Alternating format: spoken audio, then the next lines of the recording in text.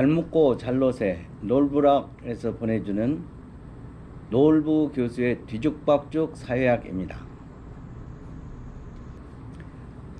오늘은 4차 산업혁명 시대의 이해 그 첫 번째 강의를 하겠습니다. 4차 산업혁명 많이 들어보셨죠? 근데 잘 모르는 분들이 더 많을 거예요. 산업혁명까지는 우리가 많이 들어봤던 것 같은데 특히 나이 드신 분들은 어렸을 때부터 학교에서 산업혁명 이게 세계사에서도 배우고 사회시간에 배우고 말은 많이 들었는데 요즘 느닷없이 4차 산업혁명이라는 게 많이 돌아다니면서 저게 뭐지 하면서 어디 가서 물어보기도 어렵고 또 물어본들 또 잘 아는 사람도 없습니다. 많이. 그래서 오늘은 4차 산업혁명이 뭔지 또 산업혁명이 뭔지 그 자체를 좀 알아가는 것보다는 그 배경부터 조금 먼저 시작을 하고 4차 산업혁명이 뭔지 또 4차 산업혁명을 왜 우리가 알아야 되는지 그것에 관해서 이야기를 해보게요. 사회는 원시 시대부터 지금까지 수없이 인류가 시작한 지가 100만 년이 됐다고 그러죠. 그 100만 년이 된 시간 동안 계속 변화하고 발전해 왔습니다. 많이 들어보신 게 원시시대라는 말을 들으셨는데 또 사회학에서 또 쓸 때는 이것을 수렵채지시대 이렇게 이야기하고 조금 더 발달된 사회를 원예사회, 그보다 더 발달된 사회를 농경사회, 또 그 다음에 공업사회, 요즘 들어와서는 정보화사회 이렇게 말을 하죠. 그래, 이런 변화 단계를 이야기를 하는데 우리는 이런 것들을 어떻게 해서 그 변화를 이야기하는가, 단계를 이야기하는가, 그 기준은 우리들이 필요한데 살아가는데 필요한 이런 여러 가지 것들을 어떻게 만들어내는가, 어떻게 생산해내는가, 그 생산 기술에 따라서 기술 단계에 따라서 사회의 변화 단계를 구분합니다. 수렵채취 사회라는 건 뭐냐면은 우리가 필요한 것, 특히 옛날로 갈수록 먹는 게 가장 중요했겠죠. 먹는 것을 어떻게 먹는가, 농사를 지어서 먹는가, 그게 아니고 여기 가서 따먹고 주워 먹고 하는 게 채취죠. 수렵은 무엇인가? 고기 잡아먹고 사냥해 먹고 이런 걸 가지고 수렵하고 그런 단계 사회를 우리가 수렵채취 사회라고 그럽니다. 그 다음에 원예 사회라는 것은 조금 더 뭔가 씨를 뿌렸더니 뭐가 나더라. 또 그래서 그 다음에는 또 쫓아가서 그 동네에서 또 먹어보고 그런 단계를 원예 사회라는데 인류 사회에서 이것이 또 한 수십만 년 걸립니다. 그럼 그 다음에는 씨를 뿌렸는데 그냥 두는 것보다는 쟁기질을 해가지고 밭을 갈아서 거기다 거름도 주고 또 물이 필요하니까 저수지도 만들고 이렇게 해서 제대로 된 농업을 하게 되니까 기술이 가미된 농업을 하게 되니까 사람들이 그것을 농경사회라 이렇게 이야기를 하죠. 그럼 오늘 우리가 이야기하려고 했던 산업혁명이란 말이 여기서 나오는데 농경사회까지는 모든 게 다 수공업으로 이루어집니다. 그래서 자기들이 필요한 지게랄지 수레랄지 이런 것들이 각각 자기 집에서 이렇게 사람 손으로 일일이 수공업으로 이루어지는데 공업사회로 이렇게 넘어가는 단계에서 제임스 와트라는 사람이 전기기관이라는 것을 발명을 하게 돼요. 전기기관이라는 것은 전기를 이용해서 거기에서 나오는 에너지를 동력으로 전환을 시키는 거죠. 그 전에까지는 우리가 운반 수단으로 수레나 또 사람이 끌고 다니는 수레나 또 말이나 소가 끌고 다니는 수레, 달구지 이런 걸 썼는데 전기기관을 연결해 버리니까 이게 기차를 만들어낼 수 있고 엄청난 많은 양을 움직일 수가 있죠. 또 방앗간이나 이런 걸 돌리는데 바람을 이용해서 풍차 이런 걸 이용해서 돌리는 이제 풍차 방앗간이 있고 또 무슨 소가 돌리는 연자 방앗간도 있고 물을 동력으로 이용한 물레 방앗간도 있고 그랬었는데 이 전기기관의 동력을 그 방앗간이랄지 이런 데 연결하면은 또 엄청난 양의 속도의 힘을 가질 수 있는 동력을 얻게 됩니다. 그래서 이제 공장이 만들어지고 공장이 만들어지니까 생산량이 엄청나게 늘게 되죠. 그래서 이것을 이제 우리가 첫 번째 산업혁명이라고 이렇게 배웠죠. 그래서 우리가 옛날에 바로 얼마 전까지만 해도 산업혁명이다 하면은 그런 것만을 가지고 이야기했는데 요즘은 느닷없이 4차 산업혁명이라는 말이 튀어나와요. 그래서 이것을 좀 더 세분화 해보면 더 알 수가 있는데, 자, 그러면 산업혁명의 단계에 대해서 간단하게 말씀을 드려보겠습니다. 전에는 그냥 산업혁명 이렇게만 하고 끝났는데 갑자기 4차 산업혁명 이렇게, 그러니까 사람들이 그게 뭔지 이해를 못하고, 그럼 2차 산업, 3차 산업혁명이 뭐인가 하는 궁금증도 생길 거예요. 우리가 알고 있었던 산업혁명, 제임스 와트의 전기기관의 발명으로 계기가 되었던 산업혁명을 우리가 역사에서 이야기할 때는 1차 산업혁명이라고 부릅니다. 2차 산업혁명은 무엇인가? 에디슨이라고 아시죠? 발명왕 에디슨. 전구도 만들었고 뭐 전화도 만들었고 여러 가지 전기를 가지고 많은 일을 했었는데, 에디슨이 이렇게 이제 전기를 우리 생활에, 전기 에너지를 생활화하고 실생활에 응용을 하게 돼서 전기 에너지가 많은 부분 우리 생활 속에 들어오게 될 때를 2차 산업혁명이라고 합니다. 여러분 전차 타보셨죠? 물론 이제 전기기관으로 한 기차는 타보셨지만은 그건 전기기관 1차 산업혁명에서 이루어졌던 것이고, 전차랄지 요즘 뭐 또 전기 자동차까지 이야기하고 있는데 그건 또 다음 이야기지만은, 전기를 이용해서 동력을 전달하는 전기 모터를 만들고 이걸 2차 산업혁명이라고 그럽니다. 그러면 3차 산업혁명은 무엇인가?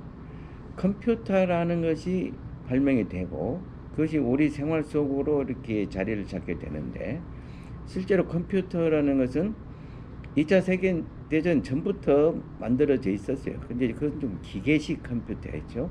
전자계산기라고 전자로 이렇게 하는 것을 이제 전자컴퓨터, 이렇게 전자계산기 이렇게 말을 하는데, 그 컴퓨터라는 것은 글자 그대로 하면은 그냥 계산기입니다.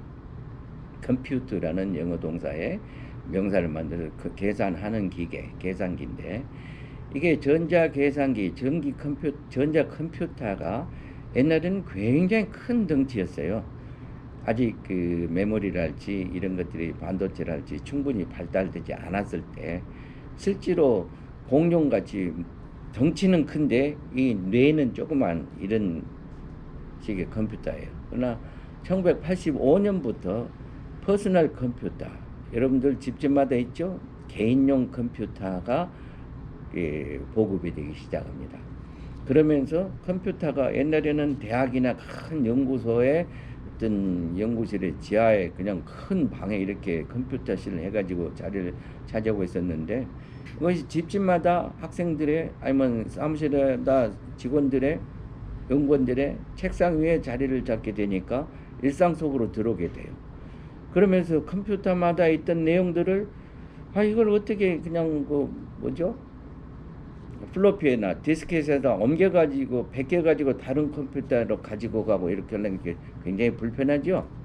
그래서 어떻게 하면 이것을 빨리 다른 사람에게 이렇게 옮기지 않고도 멀리 있는 사람한테 정확하게 보낼 수 있을까 하면서 개발에 대해서 나온 것이 인터넷입니다. 사람과 사람 사이에, 컴퓨터와 컴퓨터 사이에를 연결해 주는 게 인터넷인데, 이 인터넷이 세상을 바꾸게 돼요. 이제 여기서부터는 사람과 사이에 연결이 되는데, 그전에는 멀리 있는 사람하고 연결을 하려면은 옛날에는 직접 가서 아니면 파발말을 띄워서 말을 전하고 이런 방식으로 했지만은, 비둘기도 띄우는 것도 있었고요. 전보도 쳤죠. 그 다음에 조금 더 발달된 게 뭐죠? 팩스. 그 팩스라는 것도 처음 나왔을 때는 굉장히 획기적인 혁명이었습니다. 전보라는 것은 글자 수에 굉장히 제한을 받았기 때문에 압축적인 표현을 썼는데, 팩스는 우리가 그냥 종이에 편지를 쓰든 그림을 그리든 그걸 그대로 한 장을 통째로 보내버리니까 엄청난 양을 보낼 수도 있었고 또 굉장히 빨리 보낼 수도 있었고, 그 사람의 글자체도 그림도 보여줄 수가 있었는데, 그나마 그 나름대로 어떤 혁명적인 계기를 가져왔었는데, 이제는 그보다 더 나은 인터넷이라는 게 파일을 통째로 보내기도 하고 그림도 보내고 여러 가지 해서 발달됩니다. 그래서 사람과 사람 사이의 연결 관계를 변화시켜주는, 그러면서 직접 사람들이 옛날에는 맨날 일을 하려면 회사에 직접 출근해가지고 했는데 요즘 우리 코로나 시대에 재택근무, 재택강의, 온라인 강의 이런 거 많이 하게 되죠.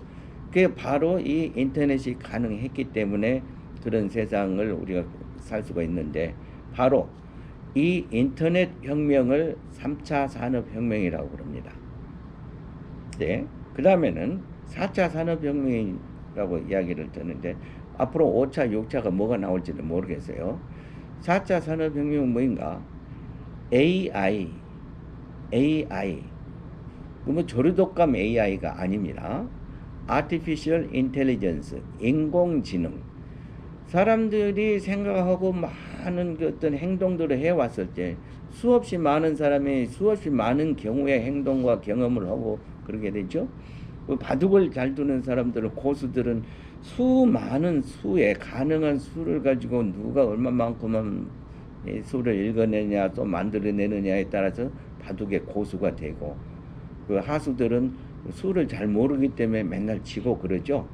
그래서 몇 년 전인가 그 알파고라는 그 인공지능하고 이세돌이라는 그 되게 세계에서 제일 바둑을 잘 두는 사람하고 직접 바둑을 두게 했는데 아마 2승 1패로 인공지능이 이겼던 것으로 아는데 맞는가요? 그 여하튼 잘 두는 사람보다도 더 많은 경우의 수를 컴퓨터가 슈퍼컴퓨터 몇 개로 해서 이렇게 연결하면은 그 경우를 찾아내고 또 수를 만들어내고 해서 인공지능이라는 게 발달이 되고, 그래서 이 인공지능이 사람들의 생각이나 모든 이런 것을 대체할 수 있는 그런 단계까지 오게 돼서 이것을 우리가 4차 산업혁명이라고 합니다. 이게 지금까지 그 산업혁명으로만 단순하게 이야기했던 것이 1차는 뭐고 4차는 뭐고 2차는 3차는 뭐고 이런 것들을 잘 모르시던 분들은 이번에 이걸로 좀 간단하게 이해를 하고 넘어가시면은 앞으로 4차 산업에 대해서 이야기를 할 때 아니면 또 사회 변화에 대해서 이야기를 할 때 훨씬 도움이 되실 겁니다.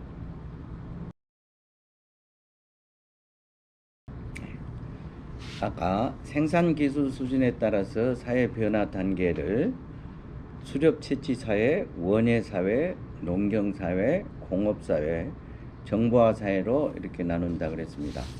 3차 산업혁명 시대 컴퓨터가 우리 일상생활로 자리 잡고 또 인터넷이 활용화되고 또 AI가 인공지능이 생활화되는 것을 우리가 그 사회를 정보화 사회라고 이렇게 이야기를 합니다.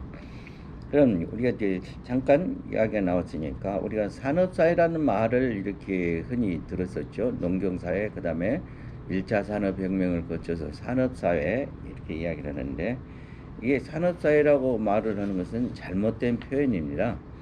일본 사람들이 영어를 이제 아시아 말, 한자 말들로 바꾸는 과정에서 공업이라는 말도 인더스트리, 산업이라는 말도 인더스트리, 그래서 공업사회라고 번역을 해야 될 것을 산업사회라고 번역을 했어요. 그래서 농경사회에서 산업사회로 넘어간다면은 이상하다. 그 농경사회도 산업인데 농업도 산업인데 농업은 1차 산업이죠. 우리가 배웠듯이 공업은 2차 산업입니다.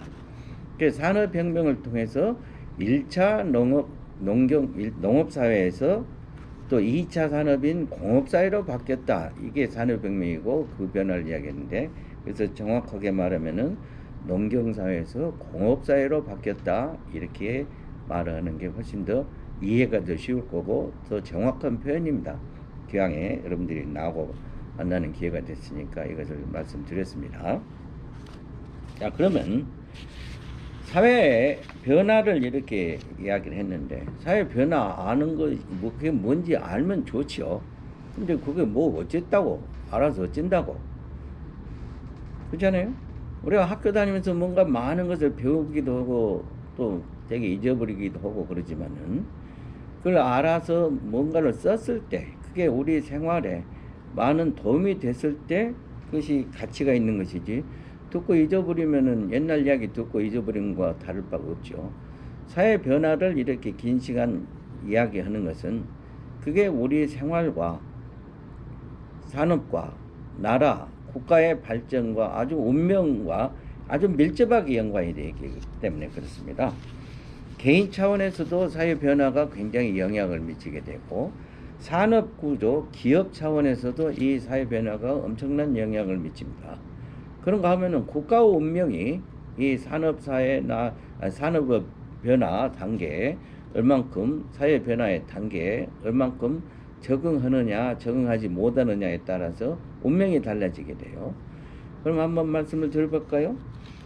개인 차원에서 우선 일단을 보면은 농경사회에서 공업사회로 넘어가는 동안에 수공업을 하다가 이게 공장에서는 기계공업으로 이렇게 바뀌게 됩니다. 우리 생활에서는 물건을 옮긴다 할 때 옛날에는 어땠습니까? 사람이 지게로 져서 나르거나 아니면은 리어카 같은 수레를 사람이 끌고 가거나, 조금 더 발달되면은 말이나 소가 끌고 가는 수레, 달구지 이런 걸 썼죠.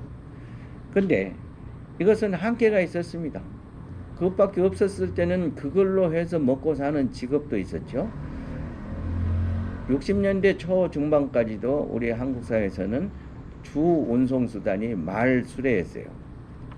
구르마라고 많이들 불렀는데, 구르마는 일본 말이고, 말 수레, 소 달구지 이런 것들 많이 운송수단으로 썼는데, 이사를 갈 때도 말 수레에다가 싣고 가고, 가득 싣고 가고, 뭐 집을 짓는다 할 때 모래나 벽돌이나 이런 것도 이렇게 수레에다 싣고 오고, 또 농사를 지어갖고 추수를 했을 때 벼나 쌀이나 이런 것을 다 말 수레에다가 실어가지고 옮겨갑니다.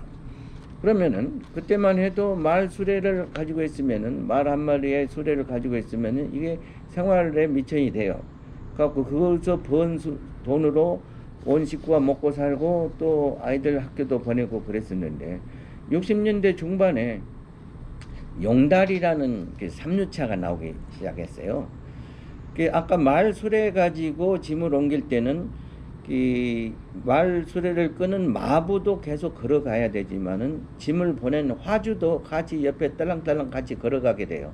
시간도 많이 걸리지만은 처음부터 온반 장소까지 말 수레에 따라가려면 화주도 굉장히 다리 아프고 힘들고, 그런데 이 삼륜차, 용달차가 나오기 시작하면서 짐은 싣고 차로 움직이니까 속도도 빠르죠. 그것만 있는 게 아니라 화주도 옆에 조수석에 같이 타고 가니까 다리도 안 아프고 굉장히 편하게 되는 거예요. 그래서 금방 나오기 시작했는데도 어느 순간 이게 말수레가 다 없어져 버리고 삼륜차가 지배적인 운송수단이 돼버리죠. 그래서 이 운송수단의 변화를 얼른 따라간 사람들은 삼륜차로 운전을 배워가지고 삼륜차를 사가지고 그걸로 먹고 살게 되고, 그런가 하면은 말수레만 고집하고 있던 사람들은 이제 아무리 누가 내가 열심히 말수레를 잘 한다고 하더라도 거기다 짐을 맡기는 사람이 없게 돼요. 그래서 저절로 도태가 된 거죠. 그러면 기업 차원에서는 어떤가? 우리들이 공장 하면 굴뚝 공장만 이렇게 생각을 했었죠. 자동차 공장, 타이어 공장, 또 무슨 공장. 근데 정보화 사회, 아까 사회가 발달이 되면서부터 이 산업의 내용이 바뀌게 됩니다. 디지털화 되면서, 여러분들 아시죠? 아날로그에서 디지털로 바뀌게 되면서 세상이 바뀌어 버린다는 거. 코닥 필름, 후지 필름 대표로 예를 들게요. 코닥 필름이라면은 많이들 겪었습니다. 영화도 찍고 사진도 찍고. 그 세계적인 회사가 이스트만 코닥이라고, 나야가라 폭포 옆에 있는 그 미국의 로체스터라는 곳에 그 본사가 있는데, 이 코닥 필름이 세계적으로 유명한 코닥 필름 회사였고 아주 대기업이고 주가도 비쌌어요. 제가 듣기로는 코닥 필름에서 디지털 카메라도 맨 먼저 발명을 했다고 말을 들었는데, 확인 제가 안 해봤습니다만은, 이 디지털 카메라를 얼른 생활화 시키지를 않고 상업화 시키지를 않고 우선 필름이 잘 팔리니까 그거 팔아먹는 맛에 좀 머뭇거리고 있다가 디지털 카메라가 완전히 일반화 돼버리니까, 생활화 돼버리니까 어느 날 갑자기 필름 회사가 망해버립니다. 세계적인 기업 있으면 코닥하고 후지 필름이 아주 그냥 쫄딱 망하게 돼버려요. 그래서 사회 변화가 있을 때 이 패러다임을 얼른 따라가고 거기에 적응한 회사, 기업들은 살아남고, 그렇지 않으면은 그 기업 자체가 없어져 버리는 이런 것을 우리가 최근에 많이 봐왔습니다. 그러면 국가 차원에서는 어떤가? 사회 차원에서는 어떤가? 요즘 사람들이 많이 보지 않는데, 옛날에 보면은 요즘도 가끔 나오긴 하대요. 흘러간 영화에서. 서부 영화 많이 보셨을 거예요. 그러면 끼약끼약끼약 말 타고 다니고 인디언, 돌도끼에 활을 쓰고 다니는 인디언들 많이 나오고, 그런가 하면은 기병대, 미군들, 백인들, 이런 사람들은 총과 대포를 가지고 인디언하고 싸우게 됩니다. 여러분 생각해 보세요. 돌도끼하고 석기 문화하고 활을 들고 다니는 문화하고 총과 대포를 들고 다니는 문화하고 싸우면은 누가 이기겠습니까? 애들도 알겠잖아요. 그것은 단지 힘의 차이가 아니라 기술의 차이를 반영하는 것이죠. 기술이 힘으로 나타난 것이니까요. 그래서 변화하지 않은 사회, 정체되어 있는 사회는 도태되고 망하게 되는 것. 이것은 이제 사회 변화가 가지는 의미를 설명하는데 굉장히 중요한 것이죠. 요즘 우리가 코로나 시대에 들어오면서 특히 일본 요즘 뭐 좀 한 2주 안 남았죠. 올림픽을 개막한다고 그러는데, 올림픽을 앞두고 있는 일본이 코로나 때문에 아주 세계적으로 죽어나고 있습니다. 세계 거의 모든 나라가 코로나 갖고 고생을 하고 힘든 시간을 보내고 있지만, 일본은 특히 올림픽이라는 세계 잔치를 놔두고 코로나를 잡지 못해서 도쿄에 또 4차 뭐 비상사태를 선포하고 오는 단계가 있는데, 결국 이런 일본 사회를 보면서 여러 가지로 이해를 하실 거예요. 일본이 왜 저렇게 됐지? 선진국 일본이 G7에 들어갔다고 여태까지 뽐내왔던 지난 150년 동안 19세기 말부터 지금까지 20세기 21세기까지 아시아의 최고 지배자로서 군림했던 일본이 요즘 보면은 그냥 흔들흔들 엉망이에요. 그 뭔가 아까 말했던 우리가 말했던 사회 변화에 적응, 사회 발달에 적응, 패러다임 변화하는데 그걸 따라가느냐 못 따라가느냐, 국가도 흥망하고 성세고 또 망하기도 하고 도태된다. 이 기준으로 한번 일본의 흥망성쇠를 한번 보실까요? 일본은 메이지 유신, 명치 유신이라고 들어보셨죠?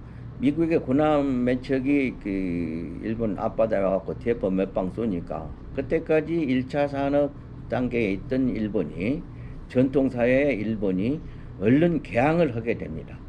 그래서 자이든 타이든 일본이 1차 산업의 혜택을 굉장히 빨리 받게 돼요.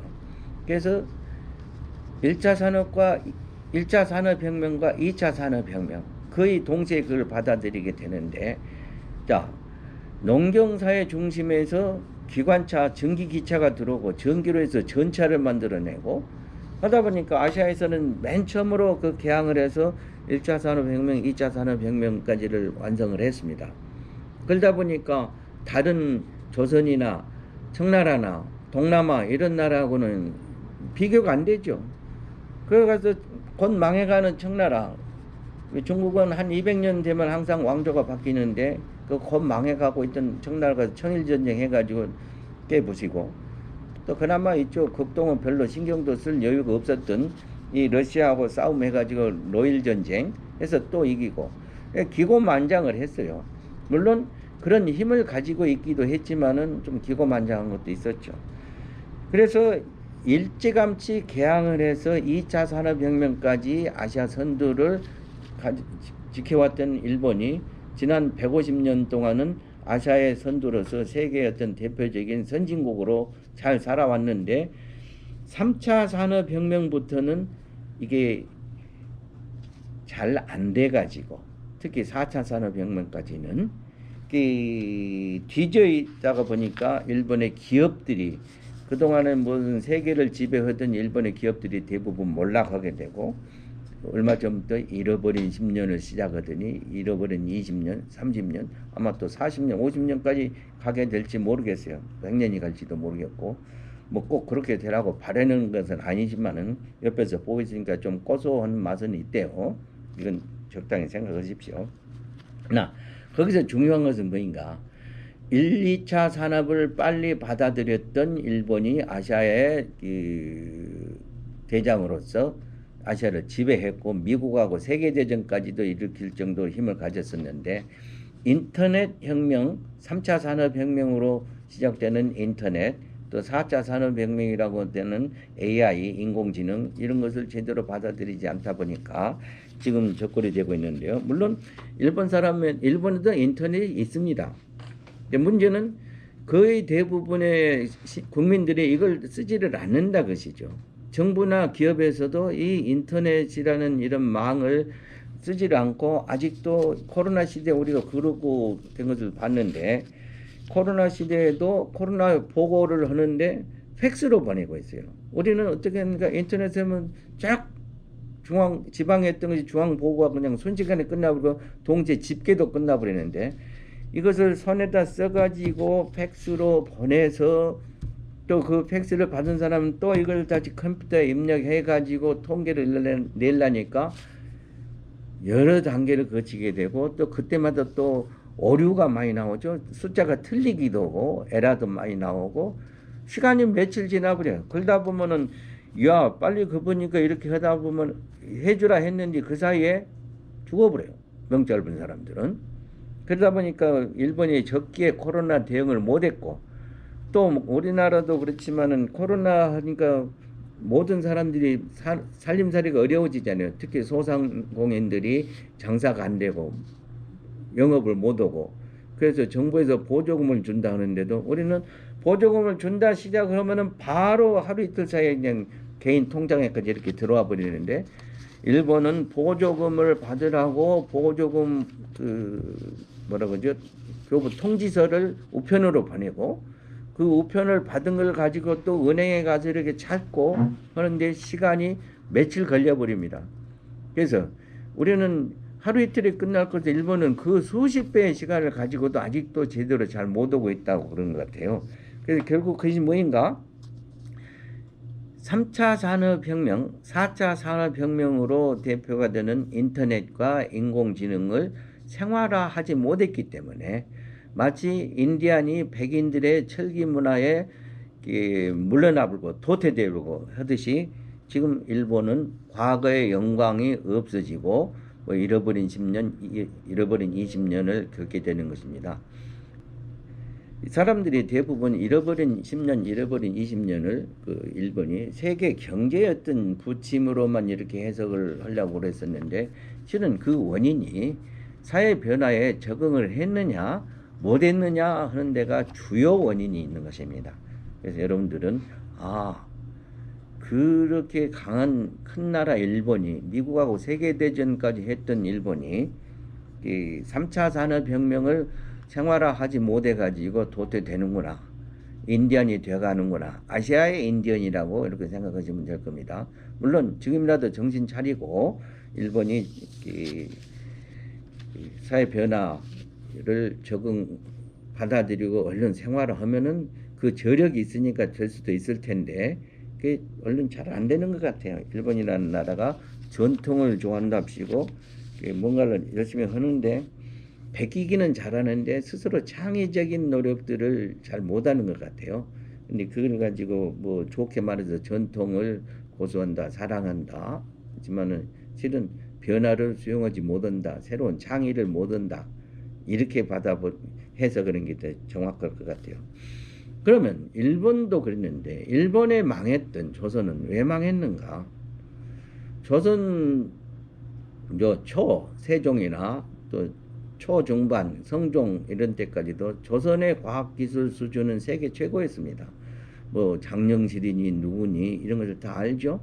근데 이때까지만 해도 조선 사회가 그 초기에 고려에서 넘어오는 과정에 어떻게 보면은 참 다양성이 있었어요. 조선이 유교를 이제 국시로 이렇게 삼고 그 통치를 했고 모든 생활의 근본을 유교 또 특히 성리학에 이렇게 두고 있었는데 이게 좀 지나쳐 가지고 성리학 중심주의를 하다가 보니까 다른 것을 용납을 못하게 됐어요. 다양성을 인정을 하지 않게 됐어요. 성리학이라는 게 어떤 사회 변화 단계까지 이야기하는 것이 아니라 옛날 이야기를 가지고 수십 년, 수백 년을 그 똑같은 이야기만 하고 있으니까 세상은 변해가는데 아까 말씀드렸듯이 농경사회에서 1차 산업혁명을 거쳐서 공업사회로 이렇게 바뀌어가는데 조선은 말까지도 일본이 군함을 들고 강화도에 쳐들어올 때까지도 조선은 그냥 농경사회 수준에 머물러 있었거든요. 그래서 항상 먼저 앞서 변화해간 사회는 그 기술로 해서 뒤진 사회를 무너뜨리고 잡아뜨리고 또 그걸 흡수할 수 있는, 먹어버릴 수 있는 이런 힘을 가지게 되는데 조선이 일본에 망했던 것은 그렇게 해석을 할 수가 있어요. 사회 변화를 수용을 하지 못했다. 그래서 결국은 정체되고 침체되고 망하게 됐다. 올라가게 됐다. 그러면 지금 우리 며칠 전에 유엔에서 공식적으로 한국 사회가 선진국 대열에 공식적으로 편입이 되는 송인을 받게 되죠. 그동안 우리나라는 수십 년 동안 개발도상국이라는 딱지를 붙이고 있었습니다. 그러니까 후진국에서 개발도상국 된 것까지만 해도 괜찮았죠. 60년 전, 올해가 2021년이니까 1961년이네요. 박정희라는 사람이 군사 쿠데타를 했을 당시에 우리나라 국민소득이 1인당 국민소득이 78달러인가 제 기억에 그런 것 같은데 78달러. 아시아에서도 아주 가난한 나라. 한국 전쟁이 끝나고 뭐 10년도 채 안 된 이 시점이기 때문에 그 이상 더 가난하기 어려울 정도로 가난한 나라였는데 뭐 필리핀만도 못하고 대만보다는 물론 훨씬 못하고 이런 나라가 딱 60년 만에 환갑이 되던 해에 선진국이라는 딱지를 유엔 세계로부터 공인을 받게 됩니다. 그러면 한국 사회의 저력은 어디서 나왔을까? 1차 산업, 2차 산업에 뒤져 있어 갖고 조선이 몰락했지만은 60년대 이후로 이게 공업화, 농경사회 중심의 문화에서 공업화를 해갖고 열심히들 했죠. 수많은 사람들이 공장에서 일하고 뭐 해서 밤늦게 가발 만들어서 팔고 수출하고 이런 노력을 해서 우리가 기반을 만들었는데 3차 산업을 빨리 이걸 받아들였고 이걸 또 생활화했습니다. IMF 그 어려운 시절에 우리나라는 전국 각곳에 초고속 통신망을 깔았어요. 이거 왜 필요한가? 많은 사람들이 그랬을 거예요. 이걸 왜 산골 구석까지 초고속 통신망을 깔아야 되는가? 돈 낭비 아닌가? 뭐 돈 없어서 IMF 당했다더니 이걸 뭐 하고 있지? 그때 해놓은 투자가 지금 우리가 선진국에 된 기본이고 그 결과라고 할 수가 있어요. 초고속 통신망은 결국 뭐인가? 인터넷이나 이 3차 산업혁명의 있던 결과들을 모든 사람들이 생활화할 수 있도록 그렇게 만들어준 기반시설이거든요. 사회 기반시설입니다. 그래서 우리는 IT 강국이라는 실제로 인터넷을 생활하기도 하고 또 IT 산업이 가능하게 한 반도체나 이런 생산 기반 시설도 또 많이 가지고 세계 최고로 하다 보니까 당연히 세계 최고의 IT 강국이 됐고 그러다 보니까 코로나를 우리가 이겨내는데도 세계 유일하게 완전 사회 봉쇄 없이도 일상생활을 하면서도 물론 많은 분들이 조금은 상당 부분 어려움을 겪고 계신 분들도 있지만은 우리가 전국적으로 모든 국민이 다 완전 봉쇄라는 이런 것을 겪지 않으면서도 잘 슬기롭게 세계에서 최고 가는 이런 수준을 유지하고 있는 것은 뭔가 우리가 3차 산업, 4차 산업 사회 변화 패러다임을 얼른 받아들여 가지고 이걸 생활화했기 때문에 선진국이 될 수 있고 결과적으로는 그런 부분에서 세계 선두 가는 위치까지 오게 된 겁니다. 결국 여기서 오늘 말씀드리려고 하려고 했던 핵심이 뭐냐, 우리가 선두가 됐다 안 됐다 이게 중요한 그 키워드가 아니고, 핵심은 뭐냐면은 사회가 변화해 가는데 그 변화 단계를 우리가 얼른 수용하고 받아들이고 적응을 하느냐, 아니면은 나는 저거 귀찮아서 못하겠어 하고 안 받아들이고 옛날식으로 사느냐, 이거에 따라서 개인도 기업도 국가도 흥망성쇠가 달려있더라 겁니다. 고맙습니다.